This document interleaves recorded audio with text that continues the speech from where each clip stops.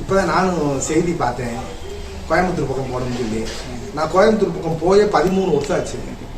அடுத்து இப்போ வந்து போலீஸோட கட்டுப்பாட்டில் போலீஸ் என்ன சொல்கிறாங்களோ, நான் எங்கே போனாலும் போலீஸுக்கு நீங்கள் பாருங்களேன், என்னை வந்து ஒருத்தர் வந்து டெய்லி வந்து நான் எங்கே போனாலும் எங்கே வந்தாலும் விமல் அவர் பேர், சார் பேர், காவல்துறை சார் பேர், இந்த சிபிசிஐடி மதுரை, இவங்க தான் என்னை ஃபாலோ பண்ணிக்கிறாரு.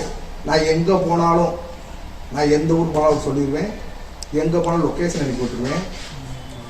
நான் எங்கே போகிறேன் எங்கே வர்றேன், இப்போ கல்யாணத்துக்கு போகிறது எல்லா விஷயமும் அவர் டெய்லி என்னை ஃபாலோ பண்ணிக்கிட்டு இருப்பாங்க. நான் எங்கே போனாலும் சரி, மதுரையை விட்டு வெளியே போனோன்னா அவருக்கு லொக்கேஷன் போட்டுருவேன். இந்த ஒரு லொக்கேஷன் எல்லா ஊரில் நான் எங்கே தங்கியிருந்தாலும் லொக்கேஷன் போட்டுருவேன். இன்றைக்கி மதுரையிலேருந்து எங்கே போகிறேன், எங்கே வர்றேன், எந்த ஃபங்க்ஷனுக்கு போகிறேன், எல்லா விஷயத்தையுமே நான் கரெக்டாக போலீஸ் தகவல் சொல்லி போலீஸுக்கு கட்டுப்பட்டு போலீஸ்காரங்க என்னை பாதுகாத்துட்டு இருக்காங்க. அவங்களுக்கு நான் நல்லபடியாக வாழ்ந்துட்டு இருக்கேன். அடுத்து உங்களுக்கு தெரியும், எந்த கேஸுக்கு நான் போகிறதில்ல, சந்தோஷமாக பேரம்பேத்தியோட சந்தோஷமாக வாழ்ந்துட்டு இருக்கேன். என் தலைமையில் இன்னைக்கு ஒரு ஃபங்க்ஷன் போக முடியாமல் போயிடுச்சு. இன்னைக்கு ஃபங்க்ஷன்